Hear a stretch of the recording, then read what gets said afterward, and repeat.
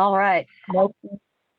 Welcome everyone to Betsy Freeman Booking Presents Public Speaking Made Easy. Some of you think, how could I do that?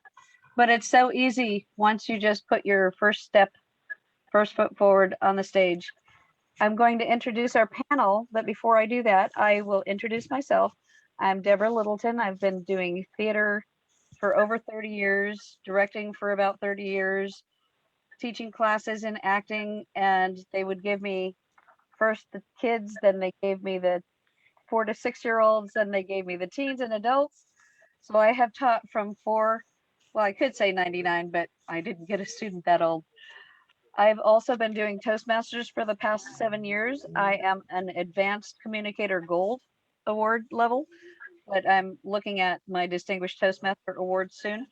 It's a really great program, which I might be mentioning a little bit here and there, but my next guest is Jennylyn Chung. She is from New York City, originally from Southern California, I think, but then she pulled a few roots out of the ground and she transferred and flew to New York City, where she's in Manhattan teaching. She's teaching voice. She's a one-on-one coach. She's a lifestyle expert. She may not think she's an expert, but I think she's an expert. I look at her YouTubes and she's amazing. Nicole Jansen is our next lovely lady. She's wearing the black sweater and she is a behavior specialist, as well as, actually, I'm going to get her big resume out here. She's a business breakthrough coach. So Betsy actually referred me to you. You didn't know that. To get my own business going in doing speaking for a living. She is also a keynote speaker. If you look at her website, and I would suggest trying to get on everybody's websites, we may post them in the chat below. I don't know how that works here, but we'll try and get you everybody's website if we can, or Google our names and you'll find us eventually. She is, she had a reel that is really, really good. I had forgotten I'd looked at it about a week ago and I went, maybe not a week ago, but amazing stuff. And Carolyn Val-Schmidt is having some internet problems today, so she is calling, but I'm sure you'll be entertained with her voice because she is the singer's acting coach. Let me make sure I said that right. Yes, I say the singer's acting coach. Her tagline is singer's acting coach, and she has been singing for, well, not forever, but she made her debut on the Metropolitan Opera stage in 1974, and she leads workshops for singers to bring the actor out in them. And she'll be speaking on several points in our discussion over the next hour. I hope you'll stay with us. The first question, and I'll get right into it, is, let me see. I tried to make it go in an order that makes sense for us to think about acting for a living, making your speech better. My first question is to Nicole. How did you get into public speaking and why? Well, actually, I never had the goal of becoming a public speaker. I had a goal of making a difference. And so I started my own business back when in my teens, and I started doing sales presentations and group presentations and really cut my teeth on that. In fact, actually, the first presentation that I did was in front of a group.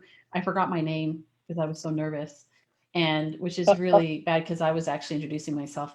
But it was the starting point, and from there I just learned how to connect with an audience and so forth. And then over time, I started to get good at it, and people would ask me to share with their groups, and then I started working with networking groups. And I'm originally from Toronto, and in Toronto there's like the Toronto Enterprise Center and different business organizations where they bring groups of entrepreneurs together, and they started asking me to present for their groups. And so I started doing a lot of workshops and a lot of keynote speaking that way. And eventually I actually ended up getting into podcasting. So about 5.5 years ago, I started podcasting. And so it's just been a gradual evolution of different aspects of, and why did I get involved? Again, comes back to, I wanted to make a difference. I never had a goal of being on a stage. That was never my interest. My interest was in making an impact. And if getting on a stage was how to do it and how to reach more people, then that's where I was going to be. You're on mute, by the way, Deborah. That would be a good thing to be unmuted, except for me. Sometimes I talk too much. I had never really thought about being a writer, and all of a sudden I went into a job and started writing. I had never thought for myself, public speaking. I shook in class, and you'd see my paper going in high school. You could see if you could see through the desk that the teacher made us sit behind, you'd see my knees. And I would do theater, and I felt like, oh, I can finally use my voice. But I went to Toastmasters on the second invitation because a pastor had invited me 10 years before, and I went, get up at 7 a.m. or actually for a 7 a.m. meeting at a restaurant. Good luck with that. I need toothpicks. And I've been going on for 7.5 years now. It phenomenally changed my life, making me think I need to go share my own message, because I had gone through an abusive situation and stopped talking. I'd forgotten until Toastmasters. I went 2 years into it. Oh, wait a minute. I just remembered a repressed memory of me running around screaming in kindergarten, being friends with everybody. And then my mom remarried and things started happening with the blended family. I started sitting on my hands and not reporting things. I felt safer at school, actually, in middle school, when I reported some bullies than I did at home. So when I stepped up after being an actor for 20 years, I stepped up in front of the Toastmasters crowd and my voice started shaking. And I went, where did that come from? I was so not used to that because I teach different kids every day as a sub. But over the years, stepping up at least once a week, if you can, whether it's in a small role, big role, no matter where you go to school for public speaking, if you're in Toastmasters or taking a speech class, getting up every week helps to shape that voice. I am going to move on to our next question with Jennylyn. What was the biggest fear or challenge that you faced, and how did you overcome it? Well, I'm constantly having to deal with my fears, as all you guys understand, being on social media, because everything is out there, being picked apart for any reason, though I think the love really trumps it all. And you get so much love back and so many wonderful positive comments, but you have to face yourself. You have to face repressed parts of yourself. You have to face thoughts about yourself. Like if you're being triggered, it's because there's something in you that's resonating. So my biggest fears have been putting myself out there and also understanding the proper balance of how much to share. I feel like I'm an open book, to be honest, but there's people in my life that aren't. So I have to have wisdom about how much to share, about things that I've learned through my childhood and, things involving my friends. So yeah, so I think the more that you become in alignment with what you're meant to do, naturally fears will arise. And I think they're there to be basically faced and kind of embraced. I'm a big fan of like embracing and welcoming fear and negative feelings, because I find that when you do that, they lift, and then you've processed them and you feel more empowered and ready to show yourself. We live in a really unique age where, for millennials, like what gets us, what really resonates with millennials is authenticity and just being very open and kind of, I come from a generation that doesn't care anymore if you have a degree or what you've done, really. It's just not something that's that big of a deal. It's like, who are you? What do you have to say? What are your experiences? So it's like, it's challenging me constantly to look inside of myself and be more open, more authentic, more real, and get to know myself better. So yeah. Thank you so much. That is good to hear, because being authentic as an actor, if you're not, it will not read right. I actually helped a salesperson trainer to write a book about effective coaching for her clients. And I kept saying, because she would say, I want you to say, I'm being real as a salesperson. You have to be real. She kept saying, you have to be yourself. Well, for me, being real and authentic struck a chord, and they matched very perfectly. So I am moving on to the next question. And that is for Carolyn. What was the biggest fear or challenge you faced, and how did you overcome it? It's not the next question. That's just a continuation for Carolyn, because she is also a singer, and sometimes you feel subjective when you get up, especially when you're new at singing. You're not really confident of it. So what was the biggest fear or challenge that you faced? In general, in my career, or as a singer? Either one. I think you could maybe address both, but what strikes a chord more with you? Well, I was always pretty, with some exceptions, I was pretty darn comfortable as a singer, partly because I knew I was singing wonderful music, and partly because I had really gotten feedback that it was going well, how I was presenting it, and partly because I would just get so into the meaning of why the song was written. I would say the biggest holdback for me was really technology, at least in the last couple of years. Otherwise, it was there was a sense that I had so much in my life personally that I wouldn't be allowed to have more, and so I didn't allow myself to embrace a larger vision for a bigger career that I could have had. And I would say that's it.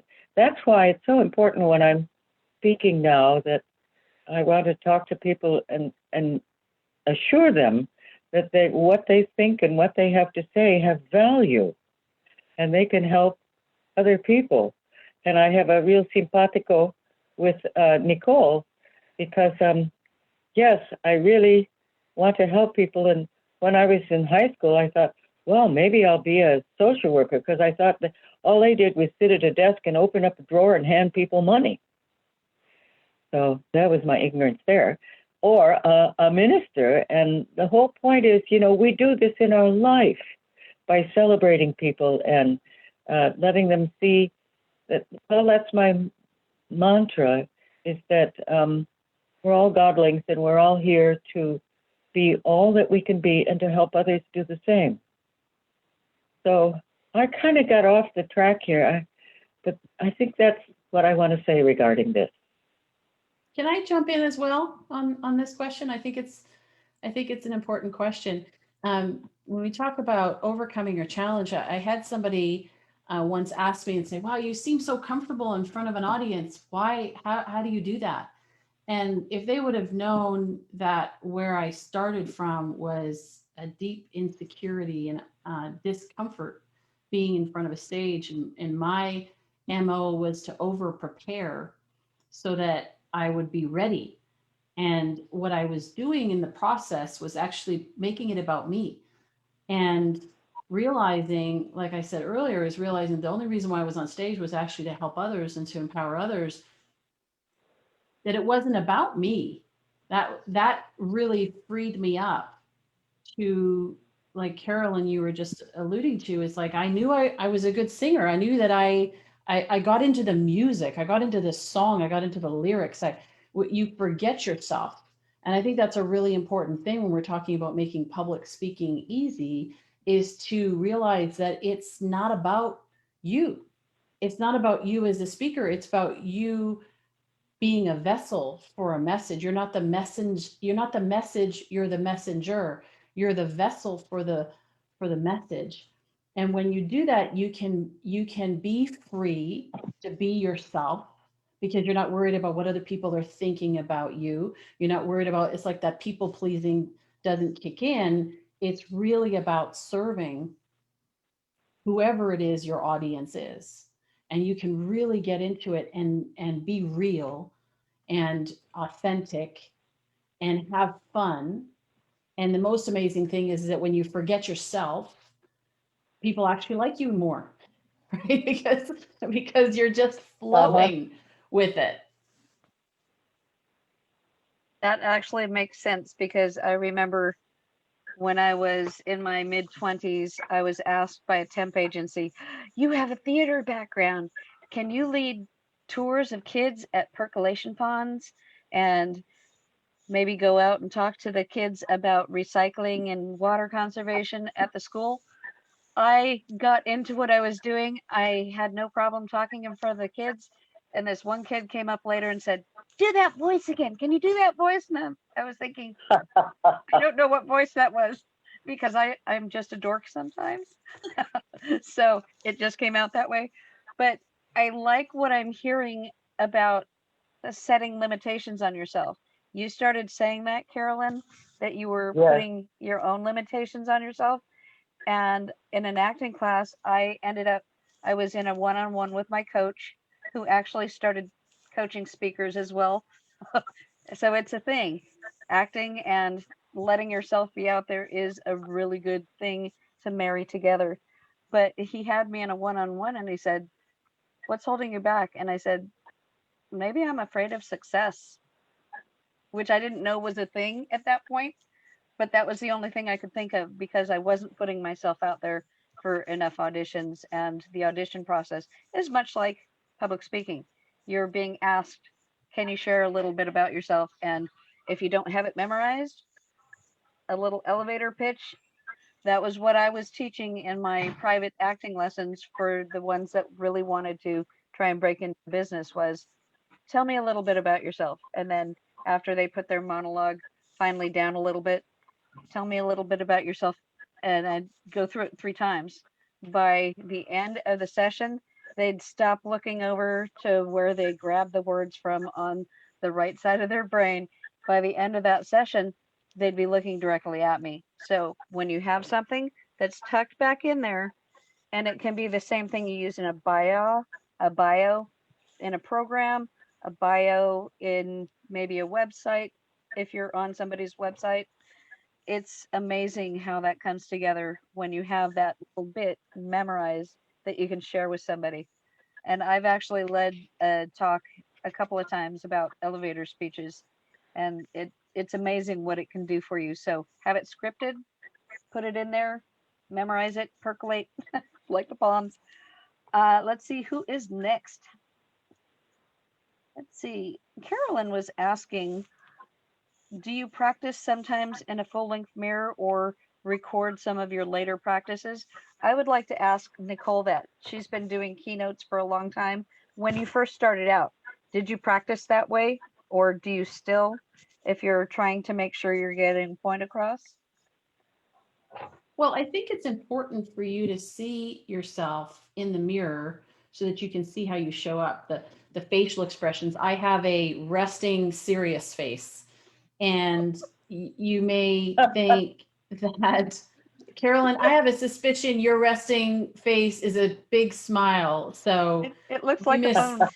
we miss seeing you, but for me, it's that serious face. And so I don't, sometimes if I'm not paying attention, I don't realize how that's coming across to others, because communication is the response we get, is what the audience is noticing. And so, yes, I do. And it's even recording yourself on video is very powerful. When you record yourself on video and watch yourself back. Now, the key with this is that you don't sit there and pick apart everything about yourself. And that's not the point, and that's why one of my mentors, he is an extraordinary communicator and public speaker. I've actually had several the privilege of having several mentors who were some of the best world-class communicators and speakers and presenters.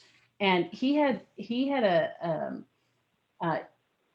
thing that he said, public speaking is the best personal development program because, point, Jennylyn, all of your stuff shows up and then you get to deal with it. So when you do the video and you're looking at yourself, you're going to notice some of that, but you're also going to notice how your posture, your facial expressions, your tonality, all of the things that make up your communication. So yes, I started off doing that in the beginning. Well, I shouldn't say that because in the beginning, we didn't have the opportunity to video ourselves. Like I'm a lot older than let's say Jennylyn, who had that ability to have that. We didn't have that back 30 years ago as much. And so, we did it in the mirror. But now to be able to video yourself and to do it, even now, I mean, I watch my own videos as a critique. And I think if Joel Osteen, when he started out, he was initially doing the editing for his father at Lakewood Church. And then when his father passed on and he took up the baton and started being on stage, he was very nervous. But he talks about the fact that he would go backstage afterwards and help edit. And he got a chance to see himself and listen. It made him a better communicator. It made him a better presenter, even just visually, because he got to see himself in the raw footage to rather than after it's all edited and you're like, I sound great, yay, but it's noticing all of the ums and the uhs and the fidgeting and the, word whiskers and all of that kind of thing. So absolutely, presenting a message, it's as much as I say it's not about you, at the same time, it is a responsibility. We have a responsibility when we get on stage. We have the opportunity that when you share, whether it's with kids or whether it's singing a song, being at the opera, we have a responsibility to those that are coming to hear and to watch theater to give them the best that we have. And in order to do that, there is a measure of preparation that we need to have. Besides the fact that when you prepare in front of you, you can work all of those things out. You're not actually working those things out when you're on stage.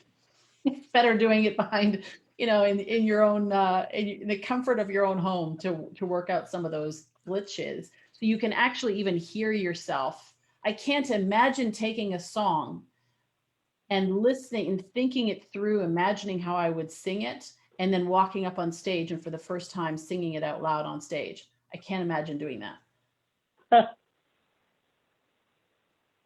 You should try being Kelly Clarkson with her karaoke. She's like, I just learned that. Some people can do that. But she has prepared her and practiced her voice so much. Yeah. Very much so. Yeah.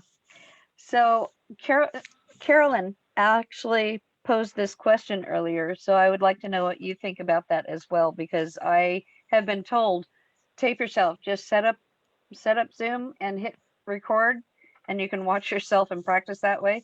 What do you do and what do you recommend?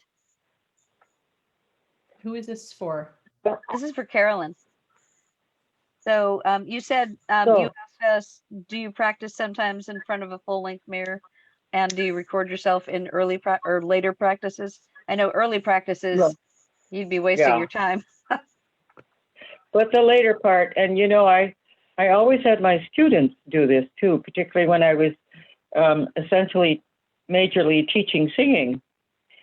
So that, as Nicole mentioned, a lot of things like your posture, et cetera, and your ums and stuff. We talk about videoing and recording and observing ourselves so that we can learn. And I have found that as a student and as a teacher, the most comfortable way and the most effective way and the most efficient way of learning is to emphasize what is going well and to see that growing in little millimeters and millimeters or big jumps a great leap for mankind, maybe. Anyway, so I say to my students, you cannot be somebody who's going to be super critical, not even exactly critical. You want to be able to observe in a neutral way, because the whole criticism stuff cuts us down and makes us smaller and limits us to such a degree. But to be able to say, oh, you know, that first paragraph came out really well. However, I wish I had emphasized a certain word better, and I'll do that next time or whatever. It's a real mental attitude. It's like when you're preparing for any kind of presentation. It's a physical thing, getting your body relaxed and so on. It's a vocal thing for getting your voice used to speaking again, and perhaps even using some singing exercises.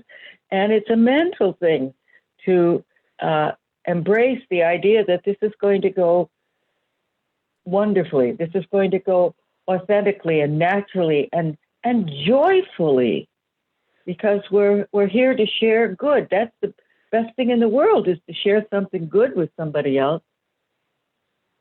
So that's what I think, and I'm sticking to it. Definitely. The whole thing that you said about being less critical, or you said something about that, and my thinking, and if I could go back for my master's, hopefully someday I can go back for my master's for directing, because I've had bad directors. I've had bad, oh, so bad. I've had passive aggressive directors that got me so angry that that's when I pull off a performance. And then I had a joyful lady that I really got a lot out of, and unfortunately she moved away from this area. She's not too far away, but she would lead me through a rehearsal and go, okay. She would give me all the ones that make you cry.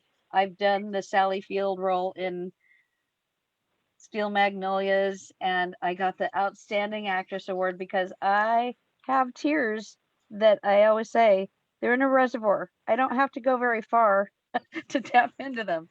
And she was so complimentary.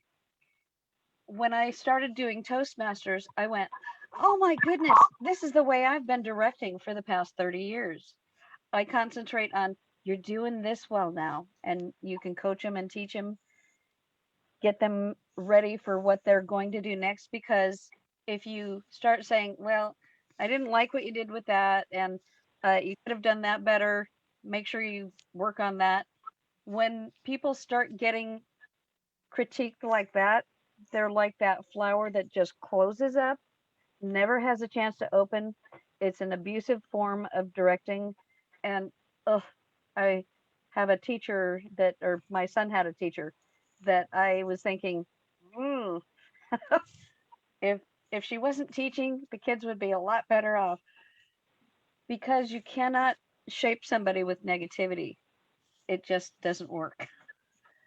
You know, Deborah, may I jump in? Yes. Okay.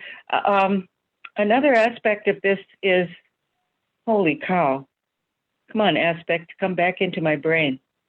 So we all believe in not only teaching a person how to fish, giving them a fish, but teaching them how to fish. So much of the observation and the reaction that we're having and the learning is, what did I do or what didn't I do or think or say that made the difference? So that we actually have tools, instead of just saying, well, that was bad or that was good. It's knowing why. So then you can carry that for the rest of your life. You have all these little tools in your toolbox that you carry around as you're learning how to be a better whatever, a better plumber. I don't care. It's understanding. So you have the knowledge in yourself, and you're not totally reliant on someone else to help you. Of course, as Nicole says, having wonderful coaches is fabulous. And we get something different, and wonderful repeated stuff from each one. But you want to develop an independence in a sense of, I know what I'm doing and I know how I can do this better. And doesn't this feel good? And look what I can share with people. Definitely. Thank you so much for chiming in on that. I like what you said about the toolkit or the toolbox, because every single tool that we get from every teacher along the way and every coach, every Toastmaster for me. I remember one of my students who was with me from the time she was 9 years old. She started getting, I had her actually do directing, assistant directing, and then full on directing during the day camp, that everything broke loose and I had to fight fires to have a 2-week camp culminate in an actual show. And so she grew up. She also went to Girl Scouts, which is foundational in providing leadership skills. So I kept seeing that leadership thing in her, but she's doing musicals like Evil Dead the musical and Heather's recently. She has just grown. And even the second thing that we put her in, she went from being just the page in a it was a Cinderella, the Return of the Glass Slipper, and she would come out and announce something. The next year, she actually auditioned with a singing voice that we went, where have you been hiding that? So she was in the lead the next year, and she just grew exponentially. But she had a director at one point, because she was, as a sophomore, she was cast in Into the Woods as a Witch by Stephen Sondheim, and she cried on seeing that on the call board, saying she got it. But yet he turned around, and when he got the dress that she was supposed to wear in the reveal scene, he said, yeah, I don't know how you can do that. You're kind of fat. How's that going to come across? Whatever his comment, it was just diminishing. And thankfully she didn't take it that way. But little bits, if you don't have the armor of God on, that shield and the helmet and the sword, you don't know how to deal with that kind of stuff. So some of it does sink in. But on the outside, she has been one of my best students, and she actually she would say, oh, thank you for everything, and her mom thanks me. And I said, I'm just one of her teachers. I was just the first acting teacher. I'm sure everybody else has deposited some good karma coins, or whatever you want to call it, bitcoins, so we can all, like Nicole was saying, if you have a mentor, having those mentors in place is huge. Toastmasters really tries to impress upon the members, get a mentor and be their protege. You can have more than one. It's amazing. I'm going to move on to the next question. And Jennylyn, how do you warm up your voice and body before you speak, and or when you're singing? I don't know if there's much of a difference, but when you're speaking, do you warm up your voice when you do that? I don't. I used to. I used to do, vocal exercises and vocalize and things like that, but I don't really anymore.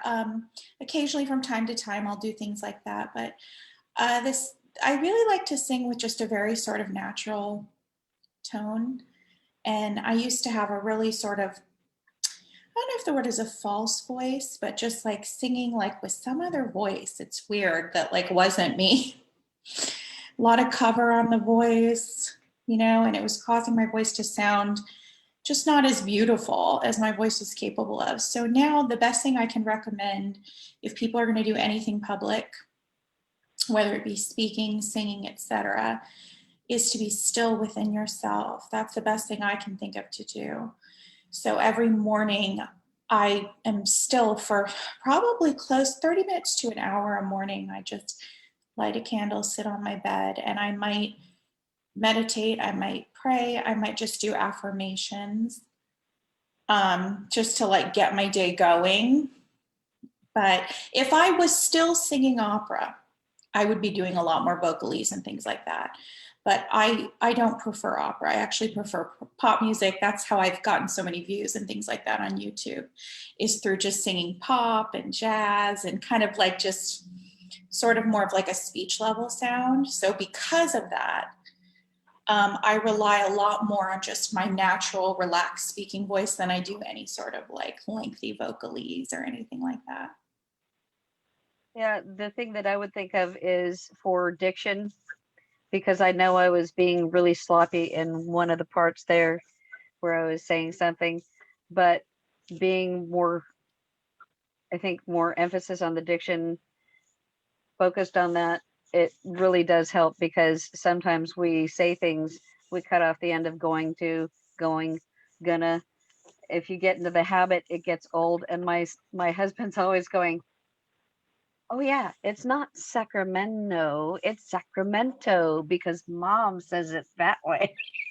Well, I have something to say about that too, Deborah. Like for me, because I was classically trained, it was like, you know, every vowel, every consonant has a very specific way to be and do. And so it's a tightrope when you're singing Mozart. It's a tightrope. But what I learned as I moved more into pop music and just sort of your everyday music was what was key to getting my sound good was a very natural diction style. So for example, if I'm singing New York by Alicia Keys, I don't say New York. That's not how I talk. I say New York. And I noticed that my singing was significantly better, like more in tune. My vibrato was just so natural. Like you could really hear just like the natural Jennylyn tone when I was very careful to just pronounce everything the way I would sing it. So I don't sing Kelly Clarkson songs the way she does, because she's from the South. She's a Southern girl. And you can actually hear that a little bit in her pop style. So yeah, so that's very helpful for releasing tension, feeling super authentic and super natural, and being able to take a song from any genre, whether it be pop or jazz or whatever, and really making it your own and not putting strain on the voice. So Good. Well, and I know from hearing you talking about being trained in the operatic style and the diction, when you have that training behind you, you do carry yourself a little bit differently than somebody who wasn't trained in that would. If you were a skater and you were skating, doing all the jumps and all that, your muscles have been trained, you know how to do it. And so you have that foundation, much like jazz, dancing, and ballet. It's all based in ballet movements.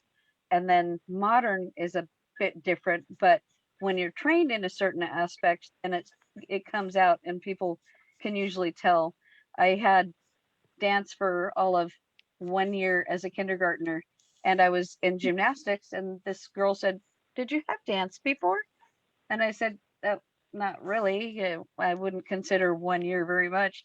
But she said, because I was observing, she said, "You seem like you've been a dancer." Oh, thank you. I like that. But I'm somebody who observes, and I didn't know I was doing that until the acting classes said, you need to observe people. Okay. And I observe people in roles at Toastmasters. How would I do that if I were to get the role and go up there? So observation skills are huge in public speaking. Well, and one more thing with that is the muscle memory. There is a muscle memory that we have. Like I know that I've never lost my voice. And I know that a lot of public speakers and singers will lose their voice, or I should say amateur singers perhaps. But you start to learn how to breathe. Yeah. To Jennylyn's point about being grounded, I think is so important. If you go up there on any stage, even if you're sitting in at your computer and getting on Zoom to do a podcast, if you're not grounded, it'll show up. Oh yeah. And so, to be centered and to be grounded.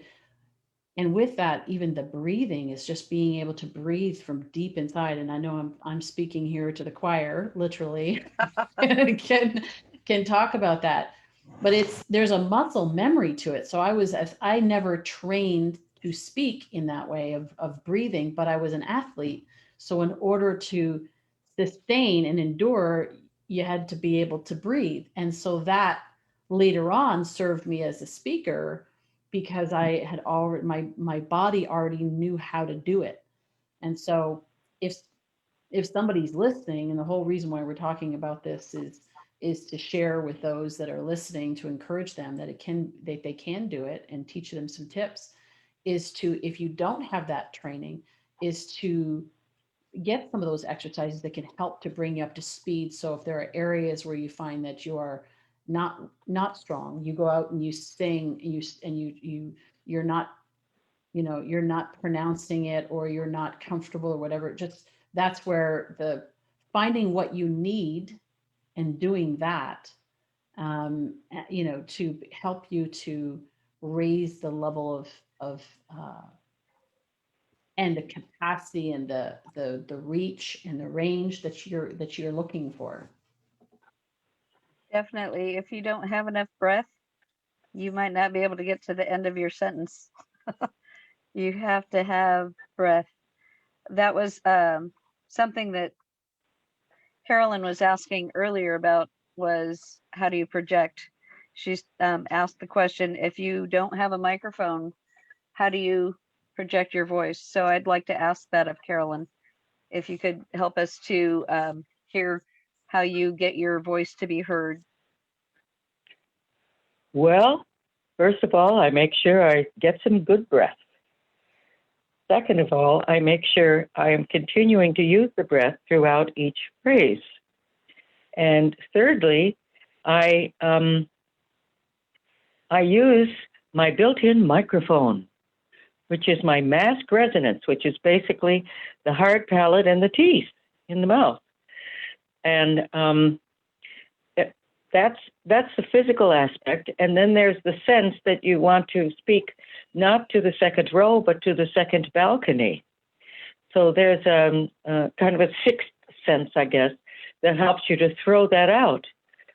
And another aspect, which will have been taken care of before in general, is feeling that what you have to say has worth, and that people hear somebody will be able to pick something up from it and take it away, and then, the world is better.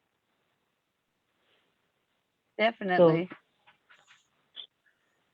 Actually, Jennylyn was talking earlier before we started the session about knowing what your purpose is, and that what you were just saying, Carolyn, about knowing that you have some worth with what you're saying. We all need to feel connected. We all want to connect with somebody in the audience and share that passion, hoping that they actually get it from you so that they can stay engaged. And that is huge to have that. I would like to look at the next question. Let's see. When you are walking on stage during your talk and moving in general, do you choreograph your moves? I'm going to ask this of Nicole. Do you have a planned place to be at different parts of a speech, or is yours just more authentic and free-flowing? Mine is more authentic and free-flowing in public speaking. In acting, if the director's saying, I'd like you to be over here, you try and do that. If you're in a movie, you have to stand between the X's. You cannot go beyond that because you won't be in the scene.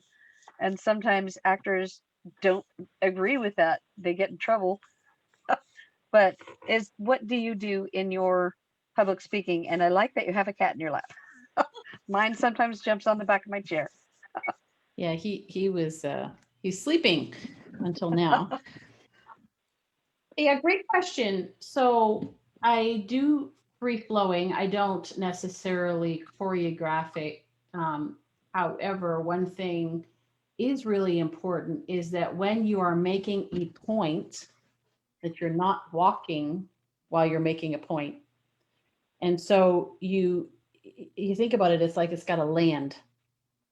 So you make a point and you stop, pause, and then you can continue on just like you would. And it's funny because we know to do this subconsciously in other areas, right? But sometimes when we get on stage and we're worried about what we're looking like and what's happening and thinking about all the things that are going on and who's in this, what are they thinking? And, you know, and we sometimes get distracted by that. But if you start thinking about it, it is an artwork, right? It is an art, a form of art. And so pausing, moving back in, you know, and not just being stuck behind a podium. I usually don't use a podium because it creates a barrier with the audience. And so it's important that you move. I think it's also important that you are expressive.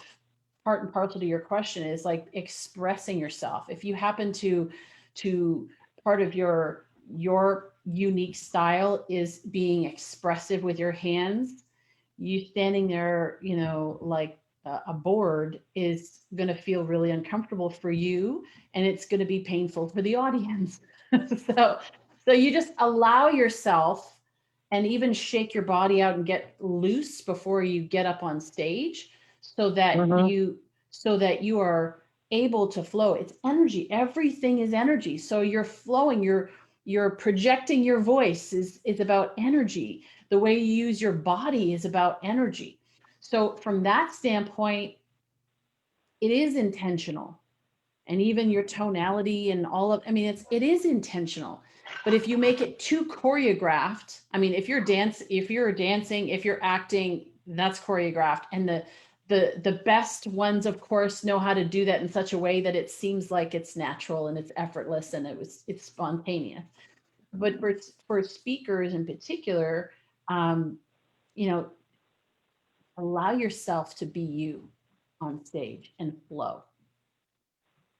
Yeah. But like to that point about that transition, that is something I see speakers do all the time, where they're talking and making points and they're wondering why their points are being missed. It's because their body is incongruent, right? Their moves are incongruent with the message. Well said. Very well. And I like what you said about making a landing. I always call it planting your feet, because you find sometimes that if people are excited or they're nervous and they're new speakers, they might be moving their feet around. And I was taking my acting classes when we were going to this one church, and I would say, the director has, or not the director, the pastor has happy feet today, because he'd get excited about his point and his feet would dance.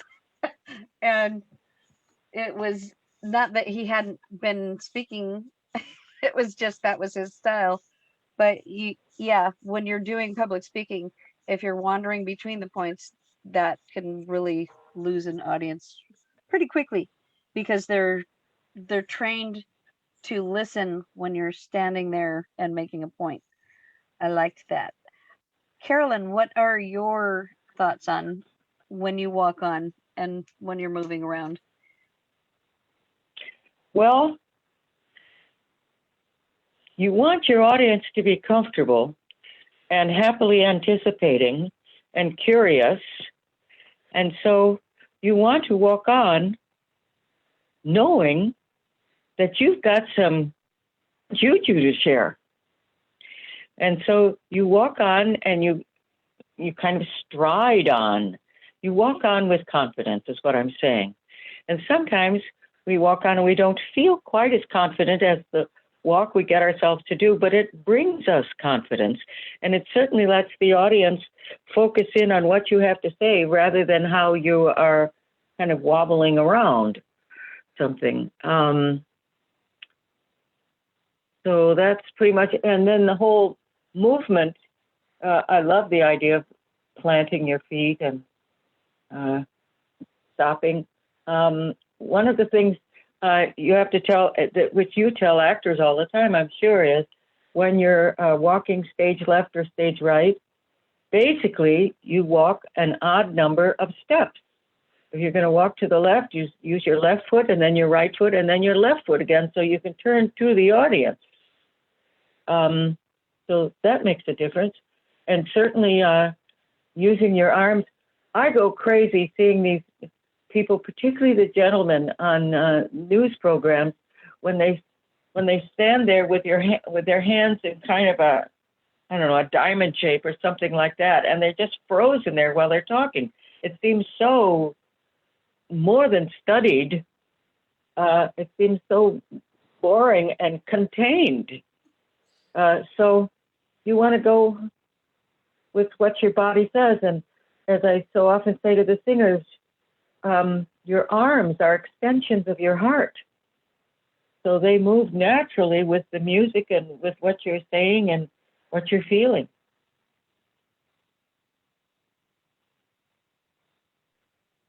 I think I was muted. I like that very much because you want it to come up naturally. Yeah, the whole natural feeling and doing it in a way that makes sense, that resonates with me. I had one play that I was doing where I was actually directing it, and I had an actor who, she hadn't been able to be at the rehearsals yet. It was double cast, and the guy that was doing the part as the male lead with her, and it was a two-person scene in Lovers and Other Strangers. She got to the rehearsal, and I was telling her, yeah, in this part of the scene, because this is the way I learned directing, in this part of the scene, you're going to stand over there, and when you get to that line, you're going to move over there, but you have to have a reason to move. And Yes. she started saying, I don't think you should tell us where to go. I think it should be, I think she said organic or spontaneous or something like that. And the funny thing was, the guy that was doing the part and had already rehearsed it with the other actor, he stuck up for me, and I went, wow, he stuck up for me. He said, well, it actually makes sense what she's telling us to do. And by the time I went, hands off, yeah, go ahead, do what you feel is best.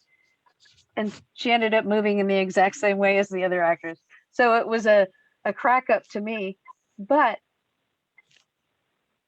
in all honesty, yeah, you can do something different with your performance that you want to do, unless you're all in a choir. Then you have to be in the same accord. You have to harmonize. You have to hear the blend. You have to do all that kind of thing. But when you are making it your own, it has to come out naturally. Uh, with speeches too. I am not always wild about the thing that they have in Toastmasters where they say, when you're doing your early childhood, you should be on the right side of, or stage right, because people read from left to right. And so make sure you stand over there. And then when you're a teenager in your speech, you're standing in the middle of the stage. And then when you're an older adult, but you might say, when I was a teenager, I thought about my childhood. And to me, that just felt, it felt too stagey. So I don't always agree with the formatting of the way they do some things, because you have to be able to break out of a mold. Nobody's going to want to listen to a speaker who's just coming cracked out of a mold. So on that note, hi, I'm moving on to the next thing. I like 99.99999% of Toastmasters, but that one thing I go, I like being a little more flexible than that. Let's see, on the next question. Nicole, how can you tell when the audience is following along, and how do you engage people if they aren't? Yeah, that's a big question. So if the audience is checking their phone, that's a clue. They're checking their phone. If they're talking, if there's kind of a little bit of a din of noise or distraction. But the biggest thing is, and I come back to what Jennylyn said earlier about being grounded. One of the most important things is being present with your audience so that you're actually getting a sense. And it's the same thing with coaching, and like coaching leadership is all, you've got to be able to be present, to have a relationship with anyone. You got to be present with what's going on, what they're saying, what they're doing, and what they're not doing. So hearing kind of like the telltale signs and the body language, because all of you know that communication is not just our words. It's our body language, it's our tonality, it's all of that, which actually makes up far more than what we say. And so how I can tell is that there's a sensing then I notice that if I'm not, let's say in the beginning, I might be speaking to an audience that didn't choose to be there, right? So they're like sitting back and going, so I have to listen to this person. What is she going to say? Blah, blah, blah. So there's a way to start the presentation so that you actually grab their attention and engage them right from the beginning. And hopefully you can keep them going through the whole thing. But if I do lose them, what I do is I as is it. And as ising it is like acknowledging it. How are you doing? I ask a question. Questions hook the mind. Check in with them. Does this make sense? Is this resonating? How many of you? And so it's something that you do throughout the entire presentation. And we're talking about public speaking. So acting is a different platform, right? But checking in with them when you're speaking to see how are they doing, asking questions, enrolling them in the conversation. The other thing is that we only tell stories, and Deborah, you're a storyteller, right? You only tell stories for the purposes of benefiting your audience. And so with that, because we've already heard our story, we don't need to hear our stories again, right? So we tell our story for the benefit of the audience. When we do, what we do is we can invite them into the story so that they understand why you're telling the story and what it means to them or how they can relate it to their own experience. And so that keeps them engaged. But if I do have an audience that's maybe wandering off, I will check in. And it depends if it's like a workshop, little bit smaller setting, perhaps, where we're interactive. I might have them do an exercise, or even a larger audience, right? I might have them do something to just break the state, because they need to do a state change. And if you don't give them an opportunity to do a state change, they'll do it on their own. So you've got to give them an opportunity to shift and to move and to and all of that kind of thing. My dad was the type of person, he passed away now, but when he was alive and he would come to my workshops, I knew that if my dad was there, I had to give him an opportunity to say something within the first 30 minutes.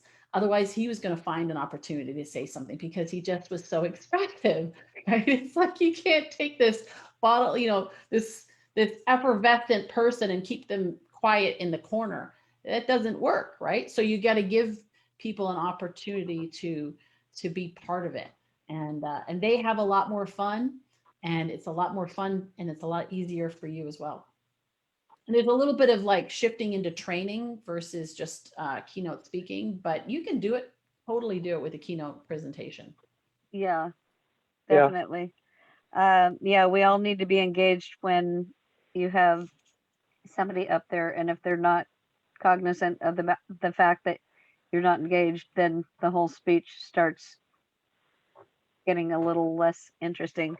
I know. Well, you know what a lot of times amateur speakers do, what the presenters do, is they start talking louder.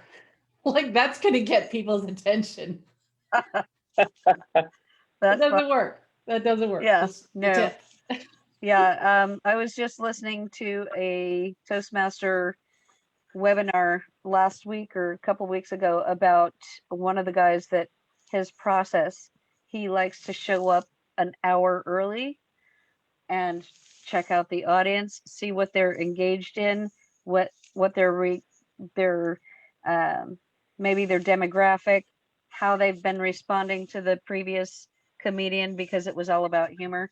And if you don't put a little bit of that into your speaking, if you're giving bad jokes, a friend of mine who is now a professional speaker and he coaches all that kind of thing, he's in Toastmasters, and one of his first big things going out to do his pro thing, he was arranged to go speak to an audience and he did not know what their political bent was. So he was going, why is nobody laughing? Why are my jokes going over like a lead balloon? And he found out later, well, they lean the other way.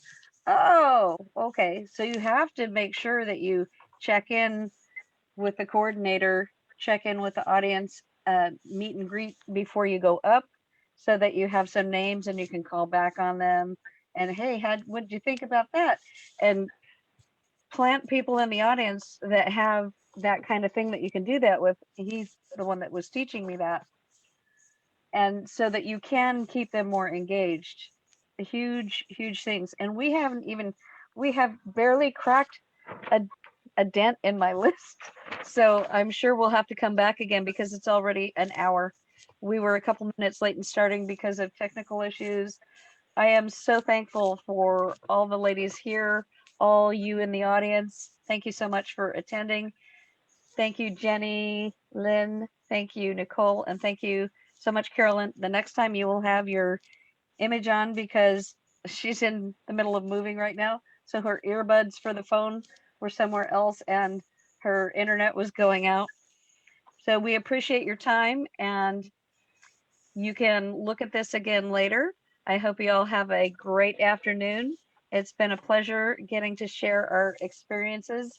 And like Jennylyn was saying before, the purpose, we're all here for a purpose. And hopefully we are making strides in fulfilling that, being a vessel, like Nicole was saying, being a vessel that carries a message. We all want to do that. And thank you so much. Have a great afternoon. And if you look back on the website, betsyfreemanbooking.com, we'll all leave our websites in there and we'll go from there. Have a great afternoon. It's been lovely meeting you all. Likewise. Thank Yeah. you. Thank you. Thank you. It was a pleasure. Have a great afternoon. And pet that kitty.